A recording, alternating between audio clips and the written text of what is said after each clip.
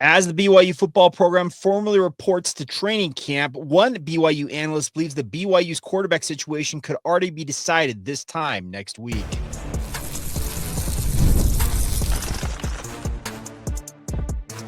You are Locked On Cougars, your daily podcast on the BYU Cougars, part of the Locked On Podcast Network, your team every day. What's up, everybody? Welcome into Locked On Cougars, your daily podcast focused on the BYU Cougars. I'm Jake Hatch, executive producer of the KSL Sports Zone and a 14-year credentialed media member at BYU. I am your resident expert and insider as your host here on this podcast. And as always, thank you for making Locked On Cougars your first listen of the day. Coming up on today's show, we're talking about BYU's quarterback derby. Could it be over really before it begins? Well, at least one analyst believes that, and we'll explain exactly what they mean with their analysis of the situation. Then we're going to catch up with BYU defensive tackle Keanu Tanuvasa. Comes over from Utah, has ingratiated himself, made himself a captain in very short order in Provo. What does he hope to accomplish? What could be his lone season as a BYU Cougar? You'll hear from him. And then we'll also finish up today's show talking about a guy I meant to talk about yesterday, but who's Alexei Kostic? And what does he offer to the BYU basketball program? Well, stay tuned. All right, so let's talk BYU football right out of the chute here. Now, Hans Olsen obviously is the color analyst on BYU radio broadcast for BYU football. He's also a coworker of mine at the KSL Sports Zone. I have known Hans for, we're going on a decade plus minimum. I actually more like 15 years. And he is absolutely a guy who doesn't mince words. Hans, when he does his analysis of football, he is as serious about it as he was the days he played football for BYU in the NFL, in the Arena Football League, and the like. He looks at this as his pride and joy.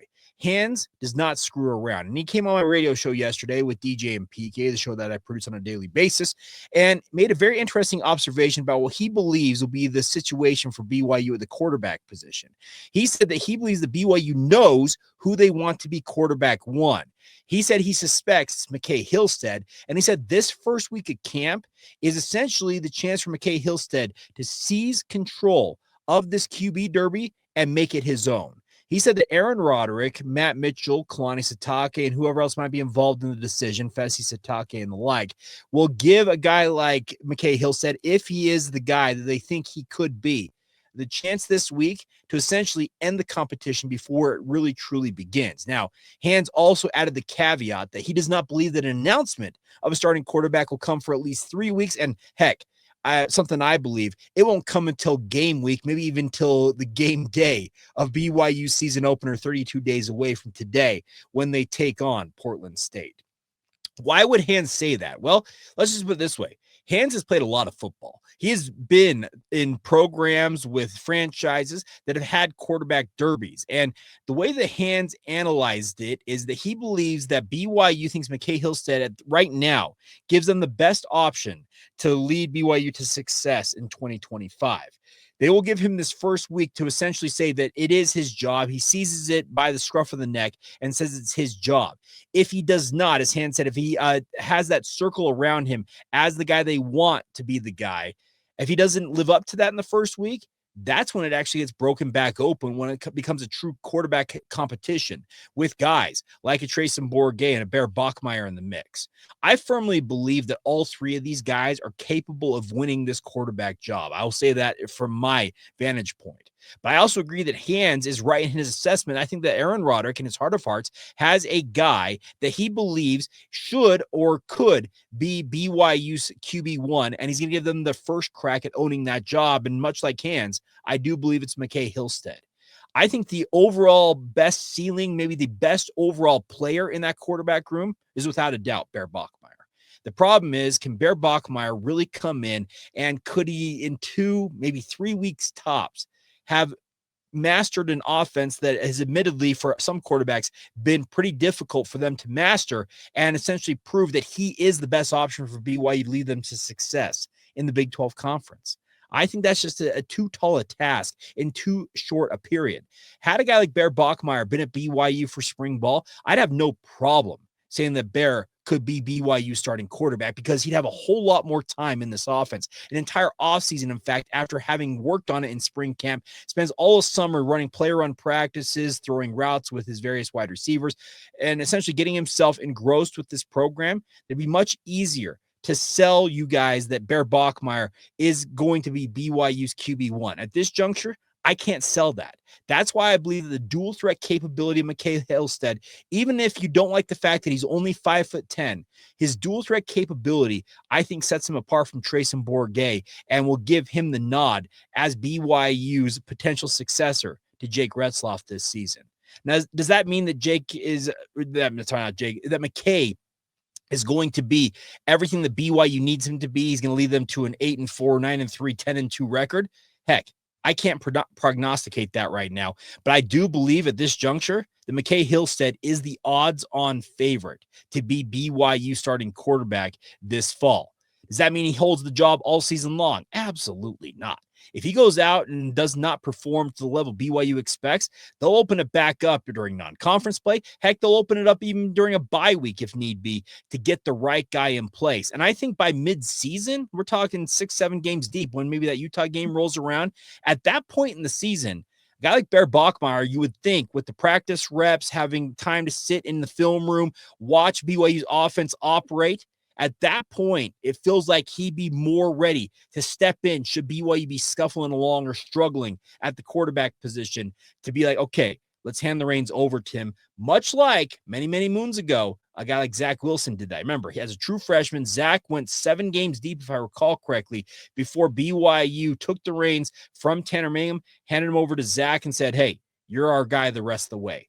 That very well could be how this plays out for BYU, but I think the first crack at it, and as Hans mentions, this first week is all that important, and maybe the most important period for a guy like McCae Hillstead. If he wants to live his dream as a starting quarterback at the Power 4 Big 12 level, he's got to go out there and seize that opportunity and do it ASAP.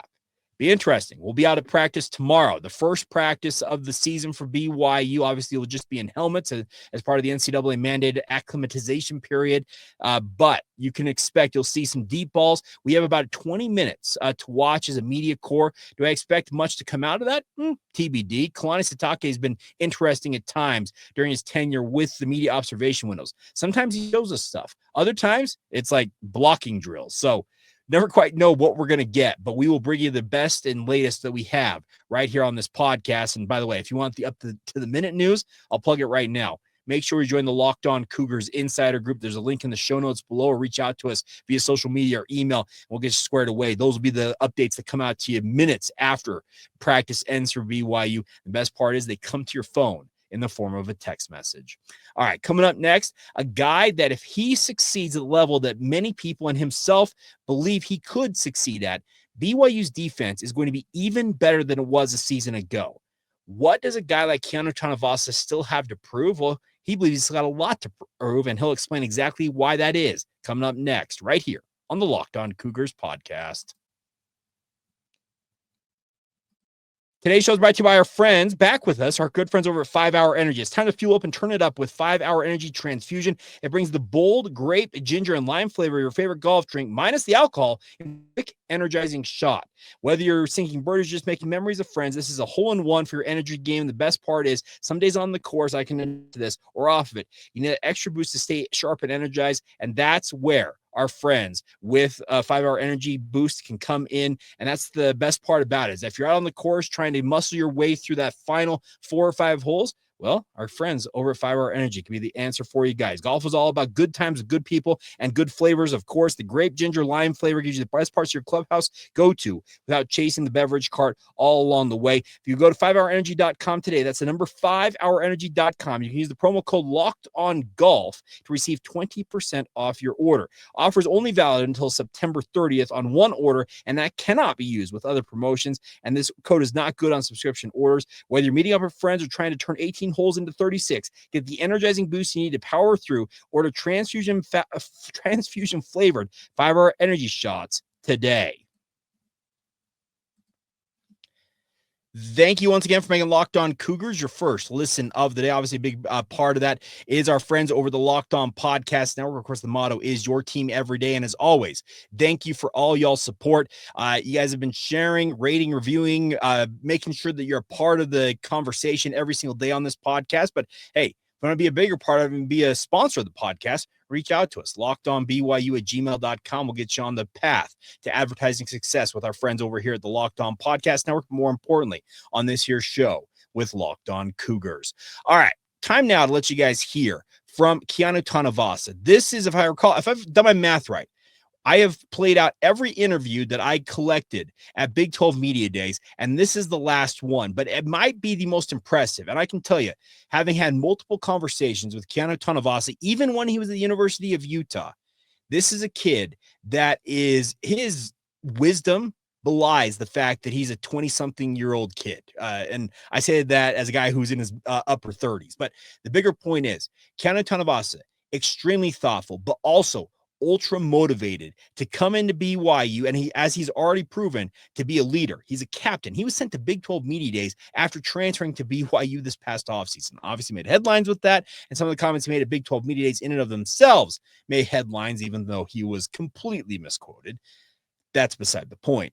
This is a kid who wants to go out there and have his best season, quite frankly, ever on the gridiron for BYU this fall. And if it all goes according to plan, might be his only season as a BYU Cougar, and he'll explain exactly why that is right now, right here on Locked On Cougars. Is there some weird part of it that you played for Utah last year, now you're playing for BYU, and you're representing BYU at Media Day in a way? I don't know if it's weird. I think it's something that I wish I would have done for Utah, to represent them. But they sent amazing players. Junior was the one that represented us at the time. So I don't think it's weird at all. I'm just grateful to be here and grateful to represent the university that I am part of. What's it been like in terms of your time at BYU so far? Nothing short of what I wanted it to be. Actually, I think it was more than I expected it to be. My development, not just on the field, has been refined by amazing coaches, but my spiritual and mental intellect has been uplifted. I think it's amazing that I get to go to work every day, and be around a group of guys that I think elevate my understanding, my education, and my development just by being themselves. I've talked to Jack and Isaiah here, and they both have pointed to you as coming in and just being a leader right away. How have you done that, in your opinion? I think I just remembered that the first shall be last and the last shall be first. I came in and they knew what I represented was hard work and effort. They'd played against me, they'd seen my thing, they'd seen that I'm a good player, but good players don't have to be good men. And so I wanted to come in and to be humble and to just try and earn my way through trusting. And having them learn to trust me by just spending time with them, not trying to come in and be cocky, not trying to be overly confident, but coming in and just being unapologetically myself. And as I've done that, I've been blessed for their humility to accept me and to bring me on and to cheer me on so that I can unfold and be completely myself and do what I want it to be as a leader on this team. Talk about physical development. There's been a lot of videos from the strength and conditioning staff this offseason, like attention to detail type stuff. Like, how has that been overall? I think we have the greatest strength staff in the country. I love our strength staff. I think that they are deliberate men who understand the human body, but more so understand the athletic body. I think they understand what is effective, what is efficient, and what is the way to create a prime football player for when he plays in season. I think that can be misconstrued sometimes in the sense that, you want him to be ready in the summer, you want him to be ready by fall camp. I'm looking forward to the ability of what they communicate, and what I believe I'm witnessing and feeling is to peak by the time season starts and to only gain ground as time goes on to January when we'll, hopefully be playing. Now, you dealt with some injuries last year. How are you feeling physically now? I feel great now. I've taken full control back over my body and not listening to the pain anymore. So I feel really good, and I've put on some weight, but I feel excited because I feel like I have more control over my body. What's your confidence level, this defense? I know you played on the other side last year, speaking of the BYU-Utah rivalry, but what's your confidence that this defense at BYU can be better this year than it was the season ago? It was pretty good then. Yeah. I think my confidence level comes from the team unity and a huge part of the player-led team. The accountability that is held between players, the standard that is not shaken. it's put in by the coaches for sure, but it is upheld and lifted by the players. And I think that's what makes a championship team. And so I think they had a great team last year and they started a great spark, but I'm excited to continue to add to that fire that they started and make it even bigger. Got guys like Sione Puha, Gary Anderson working with you on that defensive line. What's it been like having them work with you? It's amazing. I can't go into detail enough about how amazing Puha is. He was a great player, but he's an even more outstanding coach, in my opinion. His way to not just connect with players, but to understand what's best for them, and ultimately to give them still the agency to choose for themselves. Along with that, Coach Gary Anderson is second to none in this business. Well-educated, but just a down-to-earth man that wants the best for us. And you see that. He comes to work and he gives 100%, and he gives us his all. And so I think I think we have the greatest room in the country because of those men. When it comes to Jay Hill's defense, a lot of it derives from what Kyle Whittingham developed at Utah. Do you feel like you were able to kind of step in right away and understand a lot of the core concepts? Yeah. Coming from the University of Utah, transitioning to BYU was not a hard transition. Different standards, different culture, but the defense is very similar. And so with that, I've been able to transition well and ultimately just not skip a beat. What's your mindset on your future? Like, obviously, you're going to become draft eligible here pretty quick. In fact, you actually are draft eligible technically. Sir. But what's your mindset on your future? My mindset on my future is really whatever God's willing. You know, I put my full faith in Him, and I understand that He has a plan to prosper and a hope in the future. And I recognize that His ways are better than mine. And so with that, you know, I have dreams and aspirations to represent myself and my family, and even more so Him in the NFL. And if it's His will, then I'll get that opportunity. But, you know, for me, I'm going to work, and the goal is to go into the NFL this next year in the draft, and God willing, it'll work out. What do you have, like, personal goals for yourself, like things you want to attain here at BYU? Absolutely. Yeah, I think, you know, there's numerical goals. You know, I'd love to get double-digit sacks. That's a numerical goal. There's, you know, team goals. I want to see more players speaking out and accountability, something that I love to see when young players are not shy and afraid to speak out, because that's the environment we're creating, and I see that. And I think there's goals of winning a ring, you know, winning 2 rings, winning 3 rings by being able to go to national championship and the Rose Bowl and Big 12 and all of those things. So definitely goals. But one of my favorite quotes, if you don't mind me sharing, is, you know, we don't rise to the level of our goals, we fall to the level of our systems. And so I have full faith in our system, just buying into that. And if that happens and we do that consistently, well, then our goals will become a reality. Get you out of here on this. What's it been like playing for a guy like Kalani Sitake? I love playing for Kalani because he represents and understands who I am as a person. He loves what I do for the team as a captain, and as someone who plays extremely hard on the field, but more so he understands why I do what I do. And because of that, he's able to pull out the best of me consistently. He's able to pull out and motivate the part of me that moves me, not just, you know, when you watch a good movie and you're able to go out and feel like you could do anything. But he's able to do that on a consistent basis because he understands who I am as an individual. And he just has an uplifting spirit. So being a part of that, being under him, is amazing. A big thank you once again to Keanu Tanuvasa for taking the time to join us here on the podcast. And I know that may sound disappointing that he's thinking about only one season in a Cougar uniform, but the one thing he's ultimately got to prove is he played in 7 games a season ago, dealt with numerous different injuries, different ailments, and played through a lot of them. I can tell you that much, having had conversations with him while he was at Utah dealing with those ailments. This is a kid who's an absolute warrior when he's on the field, and he's a one-man wrecking crew. He is about as good as they come, and there's a reason why the East-West Shrine Bowl game has him on their 1,000-player watch list. I know it's a lot of people, but he's on that list from BYU. It's because when he's on the field, he's got game-breaking ability, and the biggest thing he's got to prove this year, if it's his only season at BYU, he's got to play in, 12, 13, maybe even more of those games. He's got to stay healthy and show that he can be a consistent contributor for BYU football. And as I say often on this podcast, the best ability is availability. And that's what Keanu Tanuvasa, I think it's the number one thing he's got to prove this coming season as a member of the BYU football program. And if he does that, I'm telling you, BYU's defense could be absolutely elite this coming year under Jay Hill, because they have not had a defensive tackle of his caliber, quite frankly, since Kairos Tonga, and that was back in 2020. It's been half a decade, crazily enough. All right, coming up next, we'll finish up today's show on the basketball front. Something I meant to talk about yesterday. Alexei Kostic has signed with the BYU basketball program. I told you guys that felt like during the summer there was going to be a late summer, or I guess a late addition to the BYU roster to round out that roster, and it'd probably coming from overseas. We found out where he's coming from. He's coming from Austria. And what has he offered to the BYU basketball program and Kevin Young? We'll discuss that next right here on Locked On Cougars.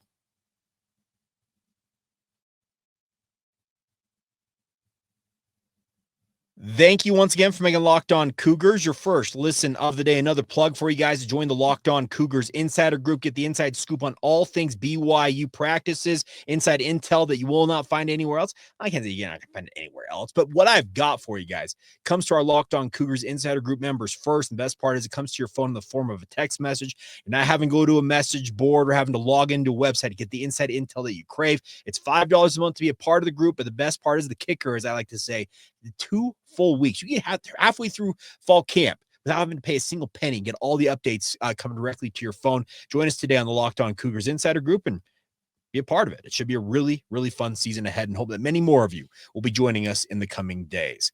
All right. So I meant to mention this yesterday in my superlatives segment I did at the end of the show, catching up on some of the headlines around BYU sports while I was out on vacation last week. Well, I skipped over one, and it was actually one that kind of meant to mention because it's kind of a big deal. But BYU basketball last week announced the signing of Austrian international Alexei Kostic. Came last week on the 23rd, if I recall, right before Pioneer Day. And I got to admit, when I saw this, I was sitting up on the beach at Bear Lake. I'm like, oh, okay. Well, I mentioned this in a podcast, if you're an everydayer, that I actually told our Insider Group members, I think even before that, a while back, that BYU's final roster addition was going to be much like Mihailo Boskovic was last year. He's going to sign late in the summer, right ahead of BYU and getting enrolled in school. I remember Mihailo Boskovic, was that like a week before BYU began classes? He ultimately signed with BYU and enrolled and became a pretty critical cog, if you recall, from this past season. While Alexei Kostic is not the same type of player as Mihailo Boskovic, simply because he's not 6'10" and has the ability to stretch the floor as a big man, what Alexei Kostic brings is he's a 6'4" guard who's got pro level experience and brings another steady body to handle the ball if BYU needs it. He is training currently with Austrian men's national team in preparation for their FIBA Men's World Cup 2027 qualifiers. Should be taking place in the Netherlands and Bulgaria coming up early next month. He has made his 7th appearance for the senior team earlier on this month, scoring 3 points in 17 minutes of action against Slovakia. And this past year, he played in the pro league over there in Austria for the Traiskirchen Lions. Now, I probably butchered that pronunciation, but played in the Austrian Basketball Super League. And according to Eurobasket, he averaged 6.6 points per game while shooting 36.3% from three and 83.8% from the free throw line. I know that 36% sounds like it's low for a 3-point percentage, but remember, this is at the pro level that he's playing this. And at 83.8% from the free throw line, there's a correlation between high level free throw shooters and obviously prolific 3-point shooters. He led Austria to a 4th place finish at the 2023 FIBA U18 Eurobasket. So he's got the credentials of what you like. He's 20 years old, so he's coming over as a little bit older of a player, but I think he's intent on coming to BYU, and much like Mihailo Boskovic, being a guy that maybe early on in the season, BYU throws it in some circumstances, and while it may look awkward at times, he tries to get himself on the same page with his teammates and the like, I think his pro-level experience will shine through in the end, and he could be a pretty steady hand for BYU on that guard line. I'm not saying that BYU's got a dearth of talent at that guard line, because guys like Robert Wright III, if you've been paying attention to some of the highlights coming out of BYU from their Instagram accounts and the like, Robert Wright is a walking bucket. And that dude, I know he's only 6'1" or whatever they list him at, that dude's going to be BYU star point guard. And there's a very good reason why Baylor was so upset when he left for BYU, in their eyes defected to BYU, but that's beside the point. This is a guy in Kostic, I think, comes to BYU with a point to prove. And I think a guy like Kevin Young, the selling point for Kostic is to point to Mihailo Boskovic last year, to point to the guys he's developed like Jaeger Demon, indie NBA prospects. He's pointing obviously to guys like AJ DeBonsa and Richie Saunders saying, hey, you get to play off these two guys. Think of how many open shots you're going to have. You shot 36.3% at a pro level last year. And with those two guys setting you up, it's going to go up inevitably, even with a probably, I think, if I'm not mistaken, I think the Eurobasket 3-point line is further out than the college basket 3-point, like the college game 3-point line. I like this pickup. I think it's absolutely something the BYU needs. It's a steady hand in circumstances where you find yourself in foul trouble and maybe your guards are having issues in a certain game. A guy like Kostic could come in and be that steady hand because he's got the experience of playing in high-level basketball matchups, and he's playing for the Austrian senior national team. I'm not saying that Austria is any world beater. They're not France. They're not Spain in terms of the world basketball pantheon outside of the Team USA. But this is a really, really savvy pickup. And yet again, shows that Kevin Young, he will mine talent out of anywhere in the world, and in particular in the European ranks. And I think history suggests what he did with Mihailo Boskovic a year ago indicates, I think, Alexei Kostic should be a guy that comes to BYU with the full intention that at some point play a critical role. I will never forget that Trey Stewart and Mihailo Boskovic were essentially the key cogs. Remember, in that second half, they're out of Morgantown, West Virginia, struggling against the Mountaineers. They insert Boskovic and Trey Stewart into a game that felt like it was getting out of reach, and they energized a team that ended up, I think wasn't that the first game of BYU's absolutely magical 9-game win streak to finish their regular season in Big 12 play. It's because guys like Mihailo Boskovic came in a big moment. And Trey Stewart, I cannot ignore what Trey did. And Trey became a key cog down the stretch run of the season. But the same thing with Boskovic. It may be very well the same circumstance plays out this season for Alexei Kostic. He's just a different type of player. Like I said, he's not a 6'10", 6'11" stretch big, but he's a 6'4" ball handler who has shown that he's got a very, very adept shooting ability. That should pay dividends for Kevin Young to have him on this roster.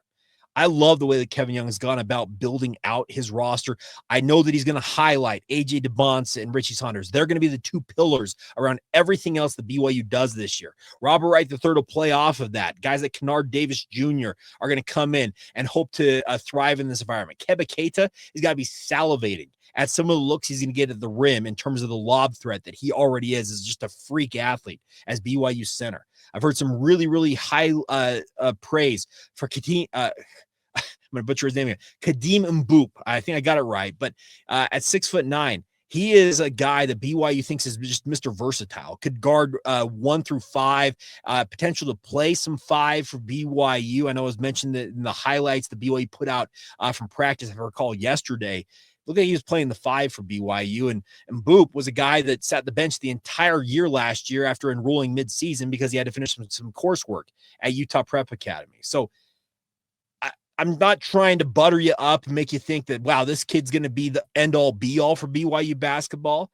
But it feels like Kevin Young may have found yet another diamond in the rough out there. And the fact that this kid comes in, speaking of Kostic, with pro-level experience, national team experience, you can put him in pressure-packed environments and situations in Big 12 play, and it's not going to be something that's wholly unfamiliar to him because guess what? He's playing in Eurobasket. He's playing in these games over in Europe that it's just kind of a soccer environment, enclosed, flares, heated up coins and batteries being flicked at you.